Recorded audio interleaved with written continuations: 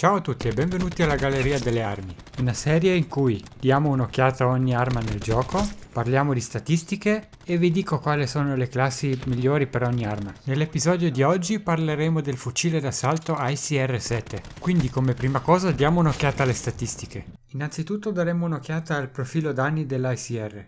L'ICR fa un totale di 34 danni per ogni pallottola che centra il bersaglio. Questo vuol dire che l'ICR è in grado di uccidere in 5 colpi. Tuttavia, se puntate alla testa, il danno salirà a 38 e dunque l'ICR sarà capace di uccidere in 4 colpi. Questi valori diminuiranno dopo una certa distanza. La mappa che state vedendo è Firing Range e la linea rossa mostra a quale distanza l'ICR inizierà a fare meno danni. A questa distanza dunque i danni per i colpi al corpo scenderanno a 27, mentre i danni per i colpi alla testa scenderanno a 30. I danni diminuiranno anche se il vostro avversario porta un giubbotto antiproiettile. Il giubbotto antiproiettile tuttavia non protegge la testa, ecco perché i danni qui rimarranno gli stessi. Tuttavia se usate l'accessorio FMJ, questo negherà completamente l'effetto del giubbotto antiproiettile e dunque otterrete di nuovo i vecchi valori. È venuto il momento di parlare di alcune altre statistiche dell'ICR-7. Per entrare in modalità mirino con quest'arma vi ci vorranno 0,19 secondi. Potete ridurre questo tempo a 0,16 secondi se usate estrazione rapida. Quest'arma ricaricherà in 2,06 secondi, oppure in 2,42 secondi se avete il magazzino vuoto. La cadenza di fuoco per quest'arma è sui 600 proiettili al minuto. Questo vuol dire che se avesse un magazzino illimitato, l'ICR sarebbe in grado di sparare 600 volte in un minuto. Oltre a questo, il rinculo è abbastanza moderato. Questi sono tutti gli accessori disponibili per l'ICR-7.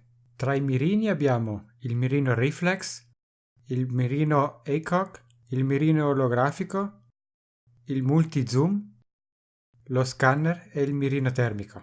Personalmente mi sono trovato bene con ogni mirino, a parte con lo scanner e il mirino termico.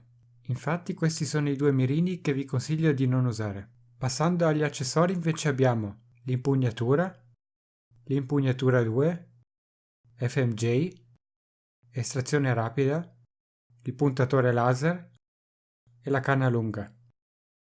Prima di passare alle classi che vi suggerisco per quest'arma, diamo un'occhiata all'effetto che alcuni accessori hanno su di essa.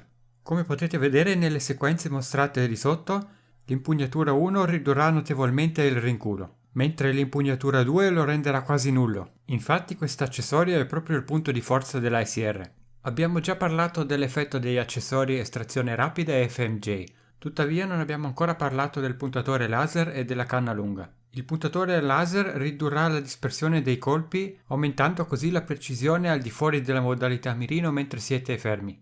La canna lunga invece aumenterà la distanza alla quale i colpi dell'ICR iniziano a fare meno danni. Usando questo accessorio non sono riuscito a trovare neanche una mappa sulla quale i danni hanno iniziato a ridursi dopo una certa distanza. Questo vuol dire che i danni dell'ICR sono sempre rimasti gli stessi con questo accessorio. Infine con l'ICR-7 vi ci vorranno dai 0,22 secondi fino ai 0,41 secondi per uccidere il vostro bersaglio.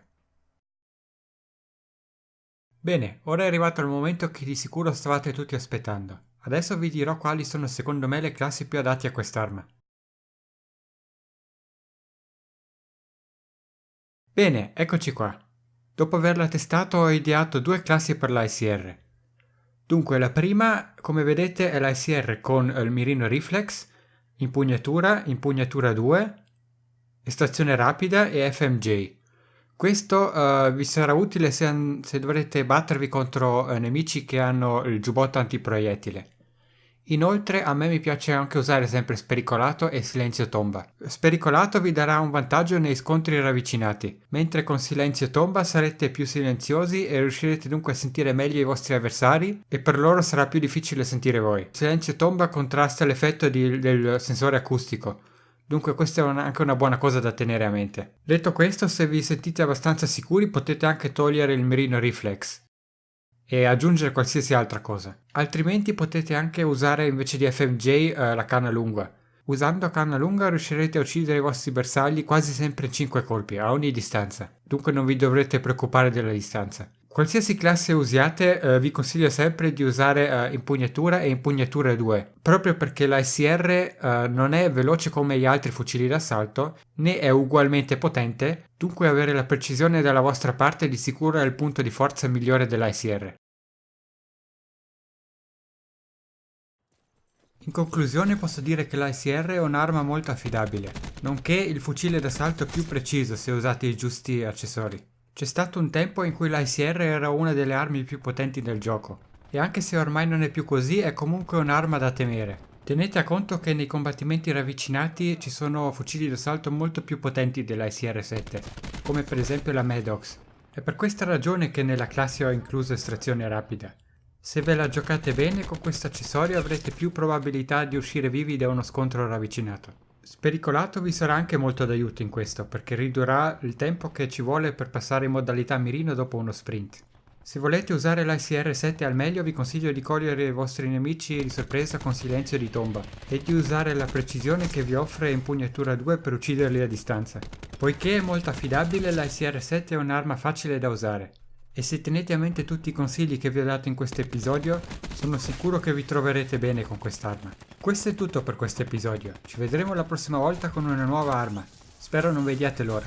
Mi raccomando, se non l'avete già fatto iscrivetevi per non perdervelo. Grazie mille per aver guardato questo episodio. Saluti dal vostro Eporion.